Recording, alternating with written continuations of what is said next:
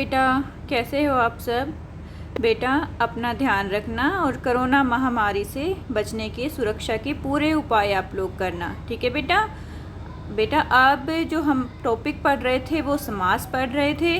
अब उस टॉपिक में आगे मैं बता रही हूँ आपको द्वंद्व समास के बारे में, ठीक है।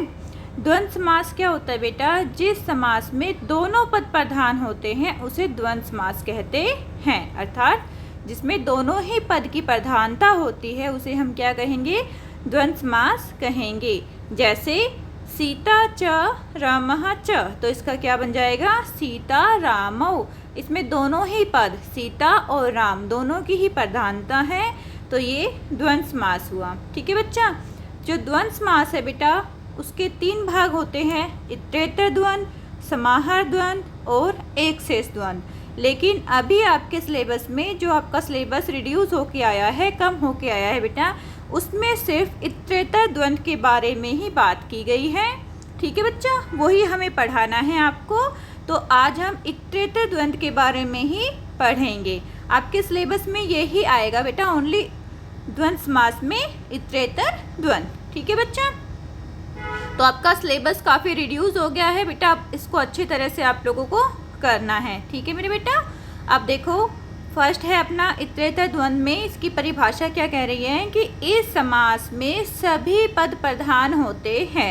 हमें पता है समास द्वंद्व है तो सभी पद प्रधान होंगे ही, लेकिन अब इतरेतर की अलग क्या बात है? ये कह रहा है कि जो समस्त पद के अंत में संख्या अनुसार वचन होता है। जितनी संख्या होगी हमारी समस्त पद का मतलब क्या था आपको मैंने पहले वाली वीडियो में भी समझाया था, समास, ठीक है। जब हमारा पूर्व पद और उत्तर पद मिलता है तो समस्त पद बनाता है, जिसको हम समास बोलते हैं, ठीक है बच्चा। अब देखो जो समस्त पद में क्या होगा, इसमें अंत में संख्या अनुसार ही वचन होगा। अगर हमारी संख्या द्विवचन में है तो द्विवचन होगा हमारा विग्रह, अगर बहुवचन में है तो हमारा विग्रह बहुवचन में होगा।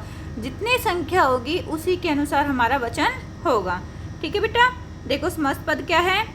ईश कृष्ण हो, तो विग्रह क्या बनेगा? ईशः च कृष्णः च। अर्थ क्या हुआ इसका? ईश्वर और कृष्ण। सेकंड है माता पितृ, माता च पिता च, माता और पिता। हमेशा बेटा जब द्वंद्व समास होगा तो चा है आपके साथ उसमें आएगा, विग्रह करते टाइम हमेशा हर शब्द के बाद चा लगेगा। जैसे माता चा पिता चा, माता और पिता। और जब इसका विग्रह को हम समस्त पद में लिखेंगे तो क्या लिखेंगे? माता पितृ। दोनों ही तरफ से एग्जाम में आ सकते हैं बेटा, विग्रह भी आ सकता है, उसको आपको समस्त पद बनाना पड़ेगा, और अगर समस्त पद आया तो आपको उसका विग्रह करना पड़ेगा, ठीक है बेटा। थर्ड है बेटा पिता पुत्रो, पिता च पुत्रः च, पिता और पुत्र। फोर्थ पॉइंट है धर्मार्थ काम मोक्षः। अब देखो इसमें अलग अलग आ गया ना, धर्मः च अर्थः च कामः च मोक्षः च। अब इसमें देखो बेटा अब वचन जो है पहले उनमें द्विवचन था, अब इसमें बहुवचन है। लास्ट में देखो माता पितरौ द्विवचन में आ रहा है ना, पिता पुत्रौ द्विवचन में था, लेकिन अब ये क्या है? बहुवचन में है, ठीक है। 2 से ज़्यादा है ना, तो ये बहुवचन में होगा धर्मार्थ काम मोक्षः। अर्थात 4 इसमें 4 आ गए तो इसमें बहुवचन लिखा है, इसलिए मोक्षः पीछे आया। जैसे बालकः बालकौ बालकः लिखते हो ना बहुवचन में, ऐसे ही यहाँ पे क्या आया? मोक्षः।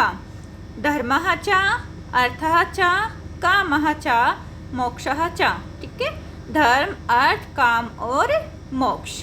फिफ्थ पॉइंट है बेटा पत्र पुष्प फलानी, ठीक है। अब इसमें 3 है, फलम फले फलानी बहुवचन है, ये भी पढ़ा था ना, फलम फले फलानी, तो फलानी क्या है? बहुवचन है। तो पत्रम च पुष्पम च फलम च, 3 हो गए इसमें, पत्र पुष्प और फल। ऐसे ही बेटा 6 पॉइंट है पार्वती परमेश्वरौ। अब ये द्विवचन में है, देखो परमेश्वरौ बालकौ, ठीक है। पार्वती च परमेश्वरः च, पार्वती और परमेश्वर, या हम इसको अलग भी लिख सकते हैं पार्वतीश्च परमेश्वरः च। तो अगर परमेश्वरश्च लिखते हैं तो भी ठीक है बेटा, और अगर अलग करके लिखते हैं परमेश्वर च तो भी ठीक है हमारा। ओके, मैंने इसलिए लिखा है आपको ताकि समझ में आ जाए, बाई चांस ऐसे आ जाए तो आप कंफ्यूज ना हो कि ये हाफ जो श है वो कहाँ से आ गया।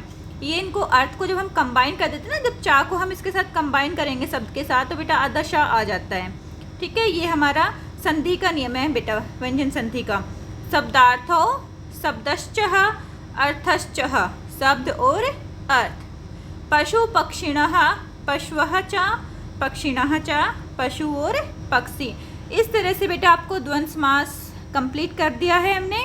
तो द्वंद्व समास में ओनली इतरेतर द्वंद्व आएगा और इस तरह से आपको लिखना है। ठीक है बेटा, अब इसको अच्छी तरह से करो और अपनी नोटबुक में लिखो। ठीक है बच्चा, टेक केयर बेटा, अपना ध्यान रखना। बाय बेटा।